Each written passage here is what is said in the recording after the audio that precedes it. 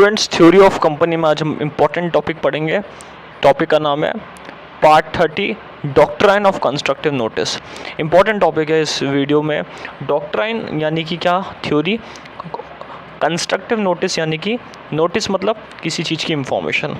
जब भी हम कंपनी लॉ की बात करते हैं तो कंपनी लॉ के अंदर अलग अलग थ्योरीज़ होती है, अलग अलग आर्टिकल्स होते हैं, अलग अलग पार्ट होते हैं, अलग अलग स्केड्यूल्स होते हैं जो अलग अलग लॉ को समझाते हैं। तो इसी सीरीज़ में एक है doctrine of constructive notice. Doctrine यानी कि थ्योरी, और कंस्ट्रक्टिव यानी कि जो थ्योरी बनी हुई है, जो पब्लिश होती है और एक नोटिस फॉर्म में है, जो इंफॉर्मेशन के फॉर्म में होती है, उसको हम क्या कहेंगे, डॉक्ट्राइन ऑफ कंस्ट्रक्टिव नोटिस। ये यानी कि मेमोरेंडम ऑफ एसोसिएशन का ही एक इम्पॉर्टेंट पार्ट है और कंपनी लॉ के अंदर बहुत इंपॉर्टेंट टॉपिक है doctrine of constructive notice. Notice यानी कि जो कंपनी के द्वारा बनाया गया, आउटसाइडर के लिए एस्टेब्लिश करा गया है, इम्पॉर्टेंट पब्लिक डॉक्यूमेंट जो किसी भी पर्सन के द्वारा इंस्पेक्ट किया जा सकता है और एक तरीके से कंपनी के बारे में ये चीज़ इन्फॉर्म करता है। तो डॉक्ट्राइन ऑफ कंस्ट्रक्टिव नोटिस में हम बात करते हैं पहले कि doctrine of constructive notice MOA का पार्ट होता है। MOA और AOA जब भी कंपनी बनाती है तो पब्लिक डॉक्यूमेंट ये माना जाता है। पब्लिक डॉक्यूमेंट क्यों माना जाता है? क्योंकि पब्लिक के लिए एस्टेब्लिश करा जाता है। पब्लिक के लिए एस्टेब्लिश करा जाता है तो कोई भी पर्सन इसको इंस्पेक्ट करता है किसी भी नॉमिनल फ़ी को पे करके, यानी कि नॉमिनल छोटी सी फ़ी को पे करके ROC को यहाँ पे MOA और AOA जो पब्लिक डॉक्यूमेंट है उसको कोई भी पर्सन इंस्पेक्ट कर सकता है। यानी कि कंपनी के द्वारा ये मान लिया जाता है कि हमने जो MOA और AOA पब्लिक डॉक्यूमेंट बनाए हैं उस पब्लिक डॉक्यूमेंट को कोई भी पर्सन या कोई भी कॉन्ट्रैक्टर जब हमारे साथ कॉन्ट्रैक्ट करेगा तो उसको रीड करके, उसको पढ़ के आएगा, ये मान लिया जाता है। सबसे इम्पॉर्टेंट बात क्या है कि MOA और AOA जो डॉक्यूमेंट है वो पब्लिक डॉक्यूमेंट माने जाते हैं और किसी भी पर्सन के द्वारा ये पढ़ लिए जाते हैं। फॉर एग्ज़ाम्पल, हम किसी भी कंपनी की वेबसाइट खोले, हमने जियो कंपनी की वेबसाइट खोली तो सबसे पहले कंपनी का जो वेबसाइट पे एक MOA और AOA आएगा। उस MOA के अंदर जो डॉक्यूमेंट है वो कोई भी पर्सन उस कंपनी के साथ कॉन्ट्रैक्ट करने पर या कोई भी कंपनी के साथ जब भी वो कॉन्ट्रैक्ट करे तो उस डॉक्यूमेंट को पढ़े। इस तरीके से अलग अलग कंपनी के अलग अलग डॉक्यूमेंट होते हैं और उस डॉक्यूमेंट को जब पढ़े तो ही वो कॉन्ट्रैक्ट करे। और जब भी कंपनी के साथ कोई व्यक्ति कॉन्ट्रैक्ट करने जाता है तो कंपनी के द्वारा ये मान लिया जाता है कि ये डॉक्यूमेंट पढ़कर आया है। So that is known as doctrine of constructive notice. एक तरीके से ये पता चलता है कि ये किसके फेवर में काम करता है, कंपनी के फेवर में काम करता है, और अगेंस्ट किसके काम करता है, जो पर्सन डील कर रहा है कंपनी के साथ। इंपॉर्टेंट पॉइंट है, it operate in the favour of the company and against the person dealing with the company. Her person की ड्यूटी क्या है? हर पर्सन की ड्यूटी ये है कि कोई भी व्यक्ति जब कंपनी के साथ कॉन्ट्रैक्ट करे, कंपनी के साथ डील करे तो इन डॉक्यूमेंट को इंस्पेक्ट यानी कि चेक करके आए। तो इसी पॉइंट में बता रखा है इसी चीज़ में, it is a duty of every person dealing with the company to inspect this document. Document को इंस्पेक्ट करना बहुत इंपॉर्टेंट है। अगर डॉक्यूमेंट को इंस्पेक्ट कर लिया तो यहाँ पे एक तरीके से वो श्योरेंस मिल जाती है उस पर्सन को कि कंपनी का क्या क्या प्रोविज़न बने हुए हैं। It is pre-assumed that he has read a memorandum and articles irrespective of the fact whether he has actually read or not. Important line. कोई भी व्यक्ति कंपनी के साथ कॉन्ट्रैक्ट करता है तो ये मान लिया जाता है कि कंपनी का मेमोरेंडम और आर्टिकल्स वो रीड करके आया है। अगर रियलिटी में उसने रीड करा है या नहीं करा है उससे कंपनी को कोई मतलब नहीं रहता। कंपनी को ये मान लिया जाता है, कंपनी के द्वारा कंस्ट्रक्टिव मान लिया जाता है, प्री अज्यूम कर लिया जाता है कंपनी के द्वारा कि कोई भी व्यक्ति कंपनी के साथ कॉन्ट्रैक्ट करने आ रहा है तो वो मेमोरेंडम और आर्टिकल पढ़ के आया है। It is known as doctrine of constructive notice. ये इसलिए हम इसको क्या कहते हैं, डॉक्ट्राइन ऑफ कंस्ट्रक्टिव नोटिस कहते हैं। तो सिंपल सी हमने क्या क्या बात पढ़ी? हमने सिंपल सी बात पढ़ी है कि कंस्ट्रक्टिव नोटिस क्या कहता है, जो भी AOA और MOA डॉक्यूमेंट होते हैं, पब्लिक डॉक्यूमेंट होता है, किसी भी पर्सन के द्वारा इंस्पेक्ट करा जाता है, payment of nominal fee at the ROC। Important है। सेकेंड लाइन हमने पढ़ी कि कंपनी के फेवर में काम करता है। क्यों? क्योंकि एक तरीके से कंपनी मान चुकी होती है कि ये सारी चीज़ें रीड करने के लिए पर्सन रीड कर चुका है, लेकिन अगर बात की जाए अगेंस्ट में तो पर्सन के है, क्योंकि पर्सन जब भी कोई भी डॉक्यूमेंट को रीड करने या किसी भी चीज़ को पढ़ने जाता है तो वो उसको एक बार उसकी एक रिस्पॉन्सिबिलिटी बन जाती है। तो एक तरीके से फेवर में किसके, कंपनी के, और अगेंस्ट में किसके, यहाँ पे पर्सन के जो कंपनी के साथ डील कर रहा है। थर्ड पॉइंट हमने पढ़ा, हर पर्सन की ड्यूटी है जब भी कोई डॉक्यूमेंट कॉन्ट्रैक्ट करे कंपनी के साथ तो इंस्पेक्ट करके यहाँ पे डील करे।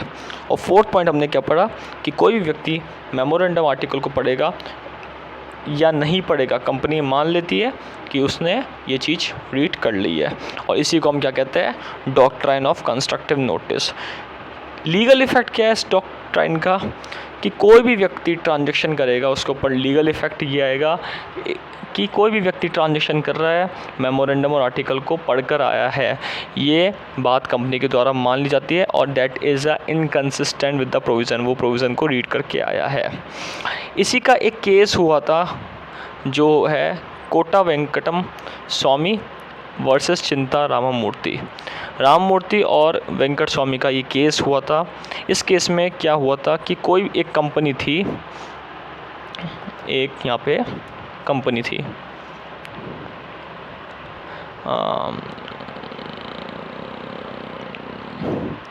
एक कंपनी थी यहाँ पे, उस कंपनी का जो आर्टिकल था, उस कंपनी का जो आर्टिकल था वो और मेमोरेंडम दोनों यहाँ पे इशू था, दोनों पब्लिक डॉक्यूमेंट में आ गए थे। जब कंपनी का आर्टिकल और मेमोरेंडम पब्लिक डॉक्यूमेंट बन चुका था तो उसके आर्टिकल में ये लिखी बात थी कि कोई भी चीज़ जब कंपनी लोन लेगी, कंपनी किसी भी जगह से लोन लेगी तो उस पर एक मॉर्गेजी कराएगी। मॉर्गेजी का मतलब क्या होता है, यहाँ पे एक तरीके से किसी भी चीज़ पे लोन लेगी तो उस चीज़ को गिरवी रखेगी। तो यहाँ पे उस पर जब भी मॉर्गेजी कराएगी लोन लेने के बाद, तो उस लोन लेने में मॉर्गेजी जब कराएगी तो मॉर्गेजी में 3 जनों के साइन होंगे, कंपनी के 3 उनके पर्सन के साइन होंगे। फर्स्ट जो होगा वो कंपनी का CS होगा, कंपनी के CS के साइन होंगे। सेकंड क्या होगा, कंपनी के वर्किंग डायरेक्टर के साइन होंगे। और थर्ड जो है वो होगा कंपनी के MD के साइन होंगे। कोई भी जब मॉर्गेजी कराएंगे लोन पे तो यहाँ पे 3 जनों के साइन इंपॉर्टेंट रहेंगे। इन 3 जनों के साइन जब होंगे, कंपनी के CS, कंपनी सेक्रेटरी की, कंपनी के वर्किंग डायरेक्टर की, कंपनी के MD की, तो इन तीनों के साइन ज़रूरी होंगे। इन तीनों के साइन के बिना मॉर्गेजी नहीं कर पाई कंपनी किसी भी चीज़ को।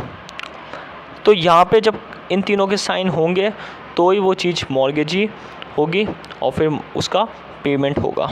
जब कंपनी वाइंड अप हो रही थी तो इन रियलिटी में कंपनी के जो MD है इसका साइन नहीं था, सिर्फ कंपनी के CS के और कंपनी के वर्किंग डायरेक्टर का ही यहाँ पे साइन था। कंपनी के CS और कंपनी के वर्किंग डायरेक्टर का ही साइन था, कंपनी के CS और कंपनी के वर्किंग डायरेक्टर का साइन था, लेकिन कंपनी के MD का साइन नहीं था। जब कॉन्ट्रैक्ट करने आया आउटसाइडर, तो आउटसाइडर ने ये बात मॉर्गेजी की बात रखी, मॉर्गेजी कैंसिल करने की रखी कंपनी के वाइंड अप पे, तो कोर्ट ने इसको इनवैलिड कर दिया। क्यों इनवैलिड कर दिया, क्योंकि एक्चुअली में कंपनी के आर्टिकल में लिखा था कि 3 जनों के साइन ज़रूरी है केस के अंदर, लेकिन साइन एक्चुअली किनके थे, 2 जनों के ही साइन थे, कंपनी के CS और कंपनी के वर्किंग डायरेक्टर का। कंपनी के MD का साइन नहीं था, तो कोर्ट ने इस चीज़ को इनवैलिड कर दिया। तो आउटसाइडर कहता है कि मुझे तो ये बात पता ही नहीं थी। तो कोर्ट ने क्या कहा इस बात पे, डॉक्ट्राइन ऑफ कंस्ट्रक्टिव नोटिस की बात कही कोर्ट ने कि जो आपने कॉन्ट्रैक्ट करा है वो ये कंपनी मान लेती है कि कंपनी के डॉक्यूमेंट को आपने पढ़ के कॉन्ट्रैक्ट करा है, लेकिन आउटसाइडर क्या कहता है इस पर कि मैंने डॉक्यूमेंट कंपनी का पढ़ा ही नहीं। तो कोर्ट ने ये डिसीजन लिया कि डॉक्ट्राइन ऑफ कंस्ट्रक्टिव नोटिस का एक पॉइंट ऑफ व्यू देकर बोला है कि कोई भी व्यक्ति कंपनी के साथ आउटसाइडर कॉन्ट्रैक्ट करने आता है तो ये मान लिया जाता है कि वो डॉक्यूमेंट को पढ़कर आया है।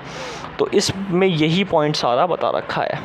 Articles of the company required that all the document of the company should be signed by managing director, secretary and working director of the company. Mortgage deed के अंदर आर्टिकल्स में ये बता रखा था कि कोई भी डॉक्यूमेंट कंपनी के साथ कॉन्ट्रैक्ट करेगा, कोई पर्सन कॉन्ट्रैक्ट करेगा तो डॉक्यूमेंट में 3 जनों के sign managing director, working director और सेक्रेटरी की होंगे। तो मॉर्गेज डीड का केस आया, mortgage deed was sign by secretary and working director of the company only, 2 जनों के साइन थे। तो मॉर्गेज डीड को क्या मान लिया गया, इनवैलिड मान लिया गया। प्लेंटिफ ने इसके ऊपर केस भी करा था, लेकिन यहाँ पे बेनिफिट किसको हुआ, कंपनी को हुआ। प्लेंटिफ यानी कि जो आउटसाइडर था जिसने केस करा था उसको यहाँ पे बेनिफिट नहीं मिला। रीज़न क्या था, क्योंकि ये मान लिया जाता है कि कंपनी के साथ कोई व्यक्ति कॉन्ट्रैक्ट करता है तो वो किसके बेनिफिट में होता है, कॉन्ट्रैक्ट करता है तो वो जो भी डॉक्यूमेंट होता है वो पढ़ के आता है। तो ये बात किसके बेनिफिट में थी, कंपनी के बेनिफिट में थी। तो कोटा वेंकट स्वामी और चिंता रामामूर्ति वाले केस के अंदर यही बता रखा है कि मॉर्गेज डीड वाला केस अलग से हुआ था और इस केस के अंदर यहाँ पे 3 जनों के साइन की बजाय 2 जनों के साइन थे और वो मॉर्गेज ही इनवैलिड हो गया। तो इस टॉपिक में आज हमने बात करी doctrine of constructive notice. Doctrine of constructive notice complete आज हमने करा है।